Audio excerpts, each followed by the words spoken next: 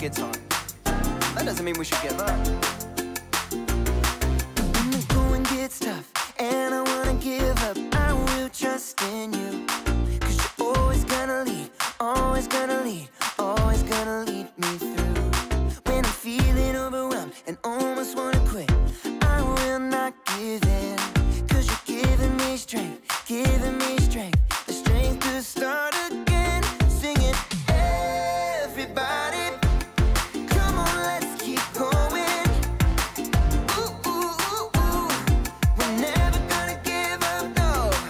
Oh, everybody. Come on, let's keep moving. Yeah. Ooh, ooh, ooh, ooh. We're never gonna give up, no. Never gonna give up. Never gonna give up. Never gonna give up. Never gonna give up. No, never gonna give up, no. When I'm feeling like I can't finish where I started, I will look to you. Jesus showed me how. Jesus showed me how to follow you. Singing, everybody. Come on, let's keep going. Ooh, ooh, ooh, ooh. We're never gonna give up, no. Oh, everybody. Come on, let's keep moving. Yeah. Ooh, ooh, ooh, ooh. We're never gonna give up, no. Never gonna give up. Never gonna give up. Never gonna give up. Never gonna give up, no. Never gonna give up. Never gonna give up. Never gonna give up. Never gonna give up, no. Everybody, come on, let's keep going. Ooh, ooh, ooh, ooh. We're never gonna give up, no. Oh, everybody, come on, let's keep moving. Yeah. Ooh, ooh, ooh, ooh. We're never gonna give up, no. Never gonna give up. Never gonna give up. Never gonna give up. Never gonna give up. Never gonna give up, no. Never gonna give up. Never gonna give up. Never gonna give up. Never gonna give up, no. Welcome to Story Lab. This week we're talking about grit, while we take a look at the story of someone whose life went from bad to good, fast enough to make your head spin. Oh, and there's this. Here goes.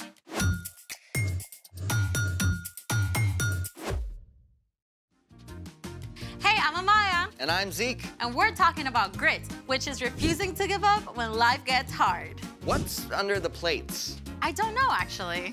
How do you not know? Well, today's story includes a mysterious dream with food. So, mystery food challenge. This is great. Those plates could be filled with all sorts of awesome, weird flavored gummies.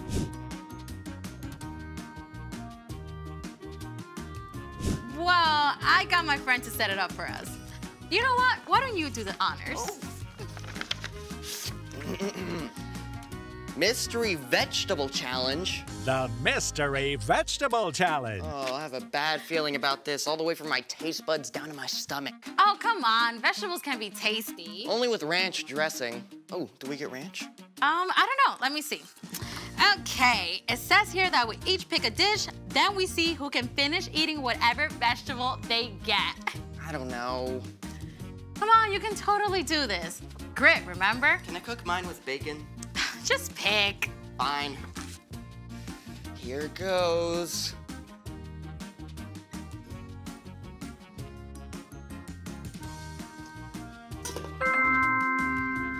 Ooh, that's a lot of carrots. Yeah, I'm definitely gonna beat you. You don't even know what your veggie is yet. Yeah, but I like vegetables. They're good for you. Just pick. All right.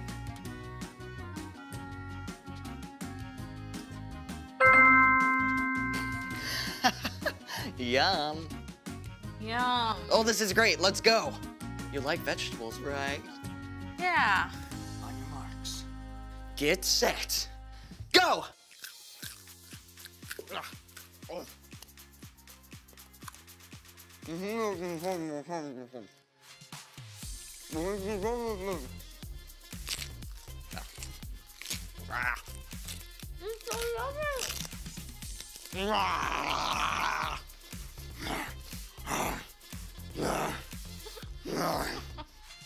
I'm gonna beat you. Oh, I won! I won! I'm the past master. And I think it's time for... The story before the story. Today, we're in the very first book of the Old Testament, Genesis. God created the whole amazing world, but people turned away and broke their relationship with God. Still, God had a plan. God called Abraham and Sarah and promised to bless the whole world through their family line. One of Abraham's great-grandkids, Joseph, was sold into slavery in Egypt by his own brothers and then thrown in prison even though he done nothing wrong. But even there, God was with him, and Joseph didn't give up. That's where our story starts. Take it away, Brian. Hey everyone! Well, we are at the bottom of the roller coaster in Joseph's life. Let's find out if it gets any better. During his time in prison, Joseph had interpreted the dream of Pharaoh's drink taster and asked the man to put in a good word for him, remember? But the drink taster forgot until 2 years later when Pharaoh called his advisors together. I had 2 dreams last night. Who can tell me what they mean? No one could help Pharaoh until the drink taster, finally remembered Joseph. Pharaoh called for Joseph at once. Now, it must have been a serious shock to be pulled out of prison after so many years and marched straight into the palace. I've heard you can tell what dreams mean. Oh, I can't do it. But God will give the answer. I saw 7 fat cows come out of the river, but then 7 thin, ugly cows came up after and ate the fat cows. After that, I dreamed about 7 full heads of grain on a stem. 7 weak, thin heads grew up after them and swallowed up the 7 good heads. God has shown you what will happen. 7 good years with plenty of food are coming, but then 7 years without enough food will follow. Pharaoh should look for a wise, understanding man to take charge and store some of the food in the good years so there will be food to use later. God has made all this known to you. I'm putting you in charge of the whole land of Egypt. Think about it. It had been years from the time Joseph's brothers sold him until he was taken out of prison. And then, in a single morning, he was made second in command of the whole land of Egypt. Joseph traveled all over Egypt and helped to store up grain during the 7 plentiful years. And when the years of hunger began, Pharaoh sent everyone to Joseph to buy food. Now, the famine spread far beyond Egypt. It even reached into Canaan, where Joseph's father Jacob and Joseph's brothers lived. And they soon became desperate for something to eat. I've heard there's grain in Egypt. Go buy some for us so we won't die. Jacob would not let his youngest son, Benjamin, go. But the older 10 brothers made the long journey to Egypt and came before Joseph. Joseph's brothers bowed down to him, just as Joseph had dreamed about so long before. We've come to buy grain. We're hungry. Joseph recognized them, but they did not know who he was, so Joseph decided to test them. You're spies! No, we were 12 brothers, sons of one man in the land of Canaan. Our youngest brother is now with our father, and one brother is gone. Joseph continued to test his brothers. He ordered them to leave Simeon behind, return home, and come back with Benjamin as proof of their innocence. Joseph had their sacks filled with grain and sent them away. Along the way, the brothers discovered that their money had been returned. When they arrived home, they showed Jacob the grain and told him everything that had happened. We have to take Benjamin back with us. Joseph is gone. Simeon is gone. I won't let you take Benjamin. At first, Jacob refused to let Benjamin go, but soon, all the grain brought from Egypt was gone. Go back. Buy us a little more food. The man warned us we can't return without Benjamin. I promise to keep him safe. All right, but take gifts along. Take twice the money. May God cause this man to show you mercy. Once again, the brothers made the long trek to Egypt, this time with Benjamin. Whew. When they arrived, Joseph ordered that the brothers be taken to his own house, where a special meal was prepared. Is your father still living? He is alive and well. When Joseph heard that his father was still alive and saw his younger brother Benjamin, he was so moved, he left the room and wept. Then a short time later, at last, Joseph told his brothers who he was. I am your brother Joseph, the one you sold into Egypt. But don't be angry with yourselves. God sent me ahead of you to save many lives. Then Joseph hugged his brothers and wept. He forgave them. He told them to return to Canaan and bring Jacob and the rest of the families to live in Egypt where they would have enough food, and that's exactly what happened. Joseph's entire family packed up and traveled to Egypt. Joseph finally saw his father Jacob again. The whole family settled in a place called Goshen and had enough to eat through the rest of the famine.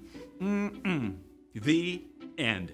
That is epic. I mean, Joseph's brothers did something terrible. Yeah, but God flipped it upside down. God made sure that Joseph was in the right place at the right time with the power to save his whole family. Yeah, that's right. Jacob's family actually became the Israelites. And remember, God promised to bless the whole world through them. In fact, hundreds of years later, Jesus was born into Jacob's family line. Through the life and death and resurrection of Jesus, every single one of us can be forgiven. Phew. So, what's our part in the story? Well, Joseph held on through some difficult times, right? But all those hard pieces ended up leading to something amazing. So, we can look at how God worked in Joseph's story and trust that God is at work in our lives too. Oh yeah, absolutely. God is big enough and amazing enough to take something that seems awful and still work out a good ending. Like, if you have to move away from your friends. Or maybe you get sick right before a big trip you've been super excited about. God can see the bigger story, even if we can't. God knows how things will be made right in the end. Yeah, we might just have to wait a little longer than we like. You know what? I think you two got it. See you next time. So here's the thing. Hold on, because there's a bigger story, and that can give you grit. You really don't have to finish that. Oh, you bet I am, because the bigger story for this broccoli is sauteed with some bacon. Well, we can't finish without finding out what's in the last dish. Oh, go for it.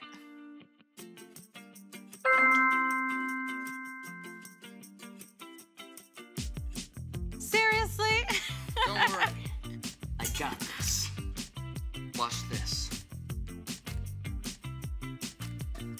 Impressive. Thanks for joining us in the Story Lab. See you next time.